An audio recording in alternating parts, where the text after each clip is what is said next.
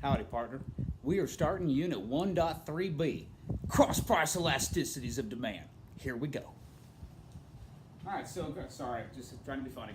So we got cross-price elasticities of demand. All right, and cross-price elasticities of demand, it's a little bit different than price elasticity of demand, whereas in price elasticity of demand, we're comparing the consumer's responsiveness to changes in price of one product. When it comes to cross-price elasticities of demand, we're comparing the change in price of one product to the demand or quantity demanded for another product.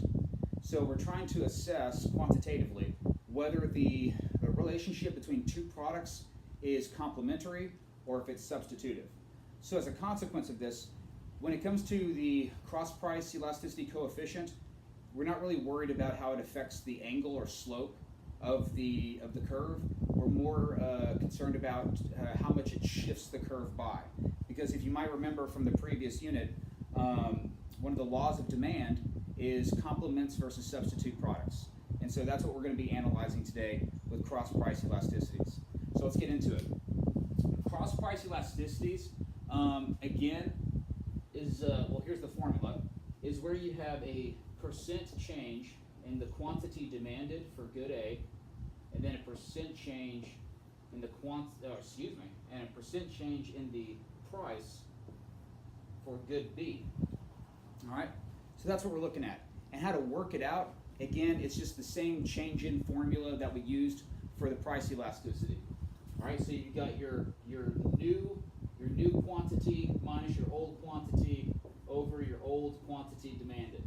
There's your numerator, and that's going to be over your new price minus old price over old price. There's your denominator. And this is how you solve for the coefficient. But if you're looking at it, we don't really have to do any calculations today. We might do that in class later.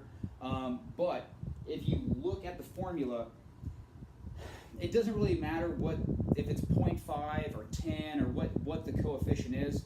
The real important thing is whether it's positive or negative. When we were talking about price elasticity of demand, we were looking at it through the lens of absolute value. But when it comes to cross-price elasticities, we're not comparing the change in price to quantity demanded, which is the law of demand. We are comparing whether there's an inverse or direct relationship between two products. So as a consequence, the plus or minus value is probably the most significant thing about the coefficient in this case. So if you look at the formula, let's say there's a negative, there's a decrease in the price of good B by about 10%. And then subsequently, there might be a decrease in the quantity demanded of another product by, let's say, about the same margin, 10%. Well, what would that mean for the relationship between these two products? Well, let's go to a specific example to figure this out. All right, so first let's consider the example of the products milk and cereal. All right, you might be able to tell right off the bat that these are complementary goods. All right, you're not going to substitute milk for cereal. You're going to buy milk with cereal and consume them together. So it's pretty obvious off the bat these are complementary products. But how can we prove this quantitatively?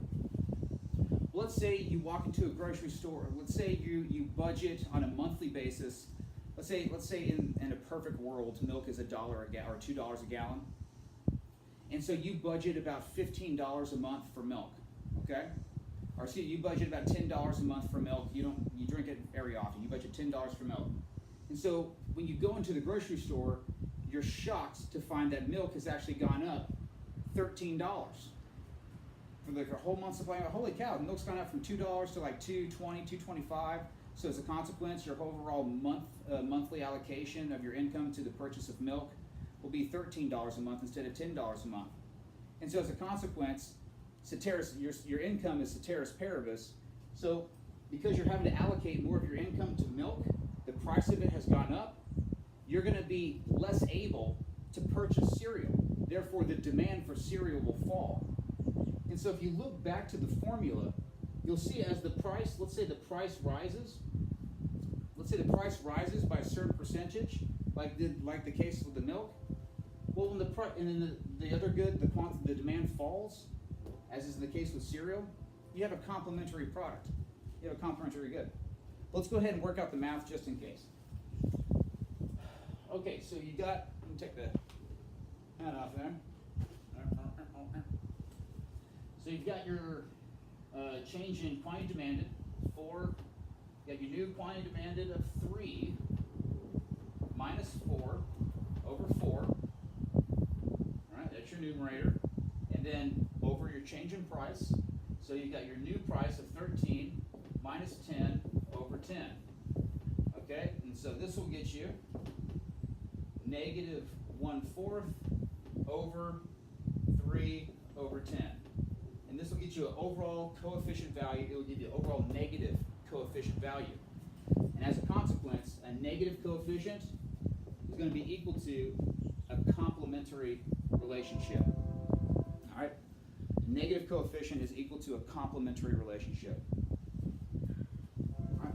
But what happens?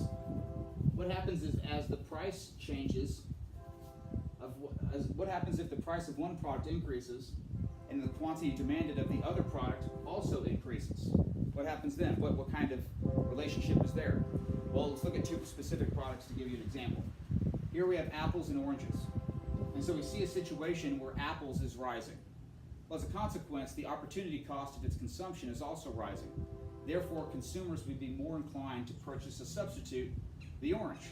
And so we can see this in the model, how the demand for orange is rising as people are more willing to purchase the orange for the lower opportunity cost. As a consequence of this, stores are having to supply greater quantities of oranges, and they're having to also raise the price of oranges as the higher demand for them is making them more scarce. And so they got to make a quick buck off that sale. So, as we can see here, if the price is increasing, positive value, while at the same time the demand for the other product is rising, a positive value. Positive plus positive would mean that this is a substitute good. So if you have a positive coefficient, then the relationship between the products are substitutes. All right, and we can see that here. We can see that here when we have the new quantity demanded minus the old quantity demanded over the old quantity demanded of the oranges over the new price of 8 minus the old price over the old price of apples. And we work this out. You have 5 over 20, which is 1/4, over, what is that, 3/5? You can work that out, but look, it's a positive value. And so because it's a positive, the relationship between the 2 products is that they're substitutes. All right, guys, that concludes Unit 1.3b, cross-price elasticities of demand. Sorry for stuttering and skipping, you know. That's why I type a script, you know what I'm saying? All right, see you next time.